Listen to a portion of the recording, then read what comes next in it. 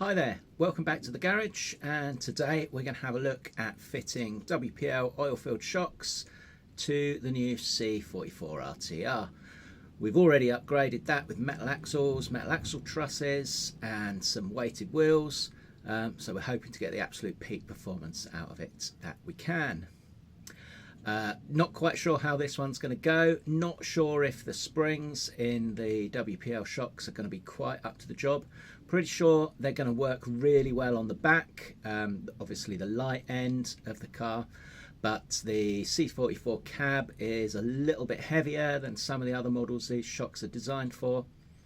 So we'll just see how we go. We might have to make it up as we go along. We might have to use some springs from a different source. Let's see how it pans out. So I'm going to have a look at the rear end first. I've always felt the rear end on these C44s was a little bit too stiffly sprung anyway, so that will give us a good starting point. Let's whip off the rear bodywork.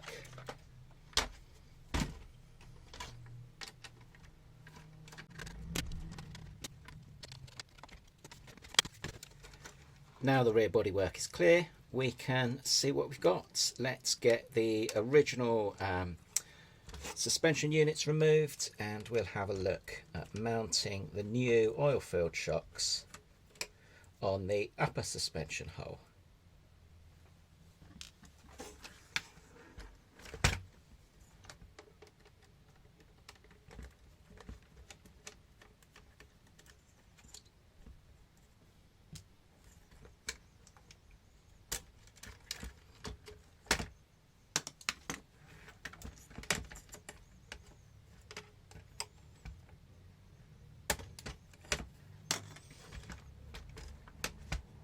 There we are. So we've got the ball joint set up on the axle end of the shocks already, and those brass balls are designed to fit with the WPL oil filled shocks, so they just pop into place. If you do find they're a little bit stiff, they're limiting movement, you can always give them a slight squeeze with a pair of pliers.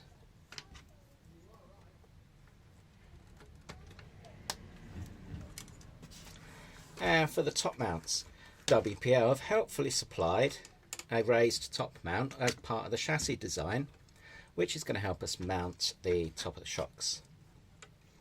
I had originally thought we'd be able to use WPL ball studs for that part of the assembly, but they're not quite deep enough. They're designed more for the chassis links and they don't give us enough depth to mount them against the chassis to clear the top of the shocks. I can't find nuts that will suit the double ball studs, which although have the right depth, I can't find an M3.3 or an M3.5 nut that suits them. So we're going to go with the deep collar brass balls. These are available on the WPL website, and I'll link them below. I can't remember what type they are now that I've got them out. I'm also going to be needing some M3x20 machine screws, and they're going to form our upper mounting. So I'm going to have a look at creating the top mount for the shock with the M3 hardware. 20mm screw through, and we'll wind a nut onto that.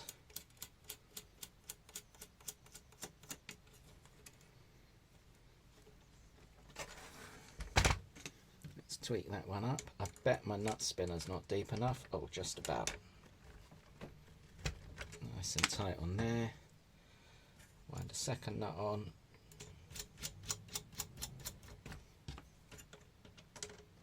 And that will give us just enough space to clear the top of the shock body. Same the other side.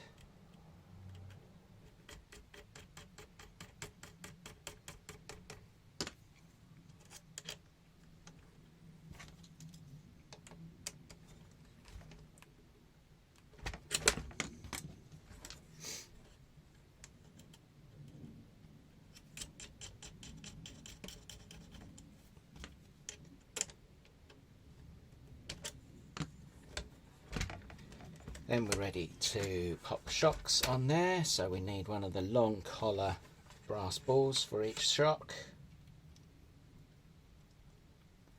They should pop in to the top of the shock and slide on to the mounts.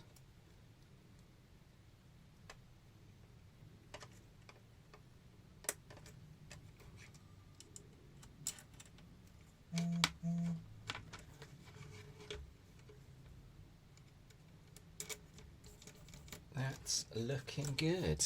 Last thing we need at that end is a nyloc nut to keep it all in place.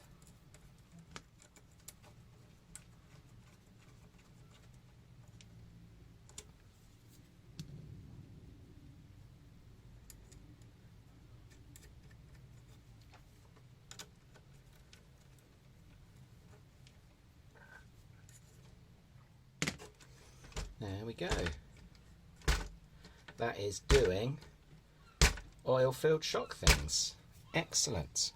We've still got plenty of flex. I think we've got a little bit less flex than we had with the stock units, but that does tend to happen when moving across to oil-filled shocks. A little bit shorter throw because they need space inside for the seals and plunger and so on. Before we go any further with the front, I just want to chuck the rear body back on just to make sure those simulated oil reservoirs there have got enough clearance under the chassis.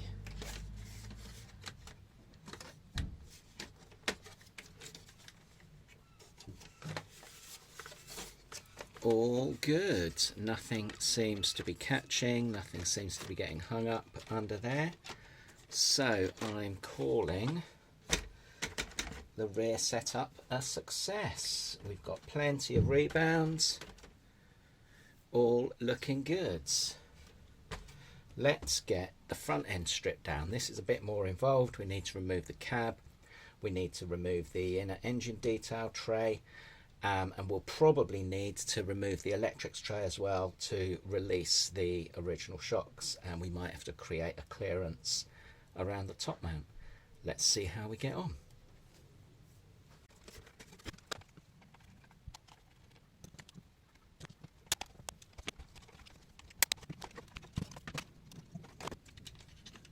Cab's away. Now we need to remove the top cover. So there's two screws, one in the front left, one in the back right.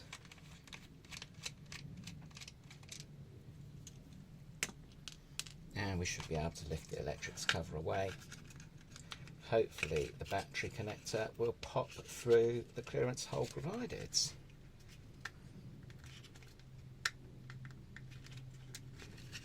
Doesn't look like it's keen. Okay, we'll remove it from the board instead.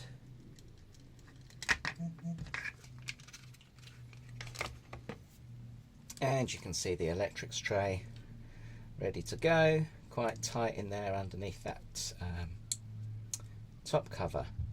Right, we need to access the inside of these shocks here. So the easiest way I found of doing that on this model is to remove the rearmost screws from the electrics tray, drop it out the way, and then we can undo the shocks.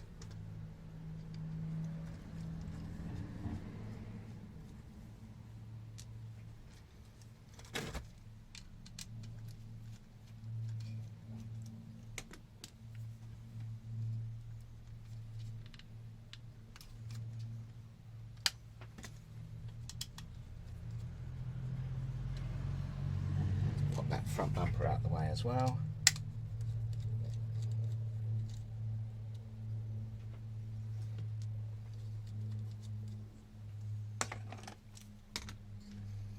And we've got the whole electrics tray coming out. Don't forget we've got our servo link under there, and we can get to the original shock mounts. Pop those out.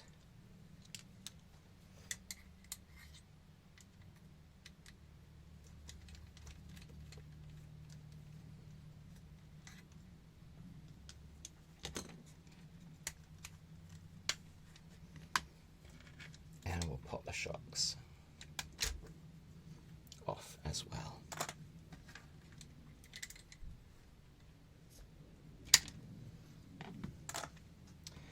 Now we're ready to make our top mounts, and we'll do that in exactly the same way. 20mm M3 screws, couple of nuts on each side,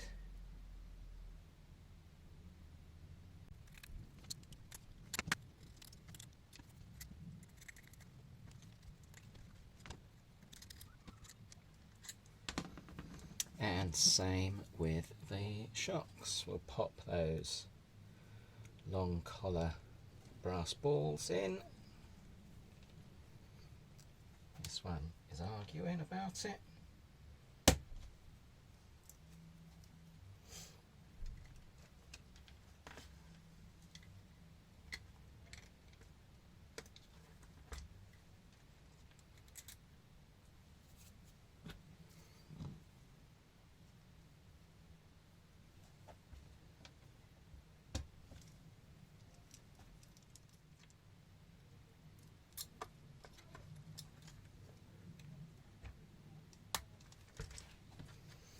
Shocks are on.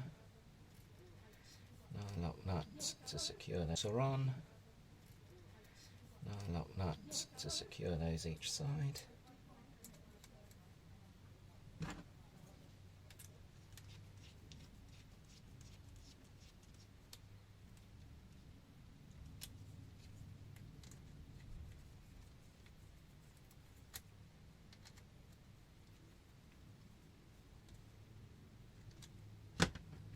And now we can pop the electrics tray back in.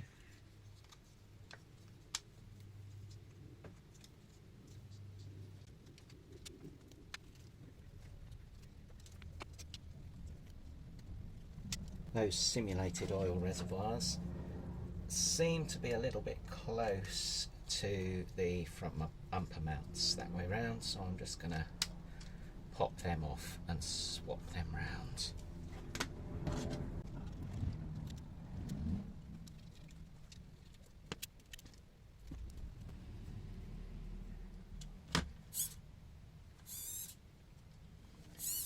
Plenty of clearance there to the inside of the tyres,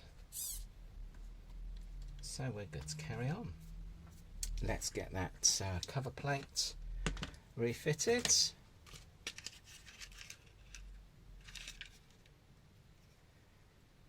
Battery lid back in.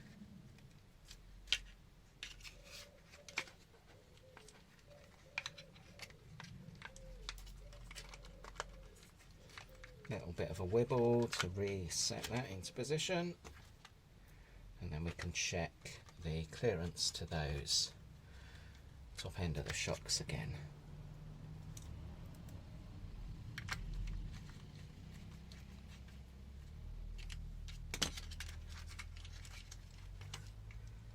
And it looks like we have got plenty of clearance under there for the top end of the shock.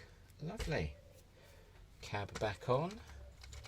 We'll pop the battery in and we'll see if we've got enough support from those springs.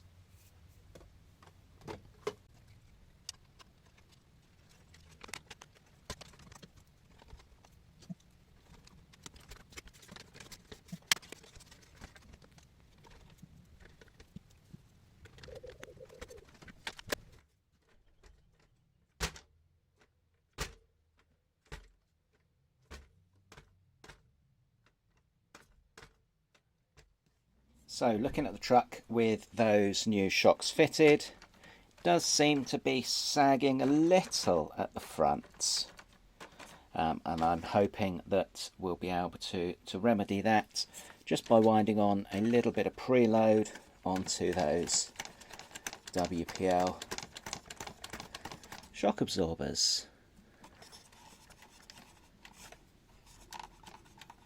Level that up with the bottom of the simulated oil reservoir.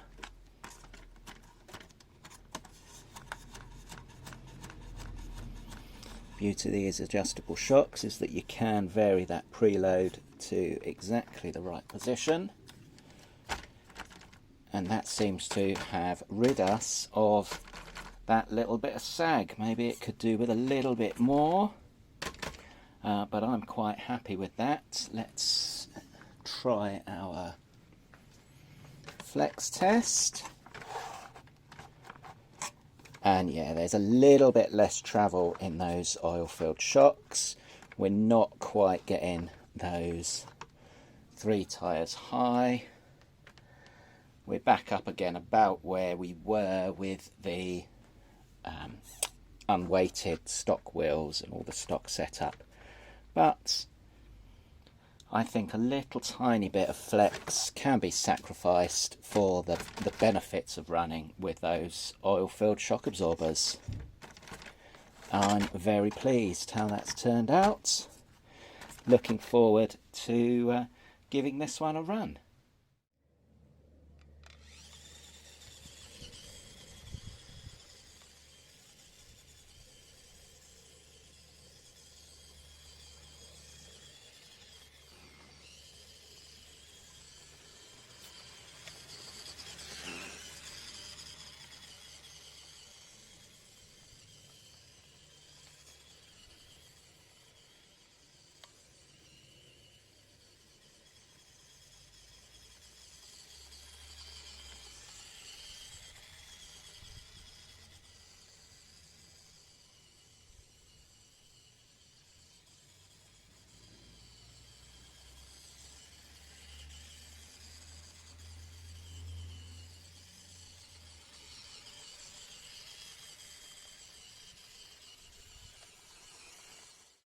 Thank you for joining me again today for this little video run through of how you can go about fitting the WPL oil-filled shock absorbers to your C44RTR. Please like, please comment, particularly if you enjoyed the content, found it useful. Happy modding, happy trails. Bye bye.